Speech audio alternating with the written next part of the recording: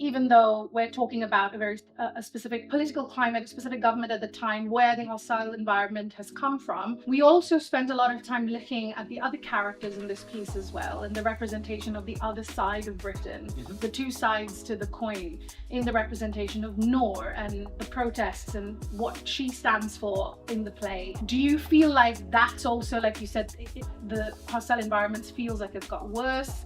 Do you feel like the other side of the coin as well, which is the people who attend the counter-protests and the stand-up to racism protests, do you feel like that's also growing in strength and in numbers as well? I think there's more of a feeling of the need to show up and the need to counter things. Where, of course, online, and I think a lot of this does stem from conversations online and then comes out into real life. Yeah. So there's much more of that happening, but there is much more happening even on the streets, if you like. It's just a shift of balance where previously people might have thought that is something normal, like we don't need to protest against racism because everyone agrees racism is bad, or people agree that immigrants contribute to society, so we don't need to go and scream out that they are helping us. Whereas perhaps now feel a bit more that no, we need to make this point and we need to make this really strongly.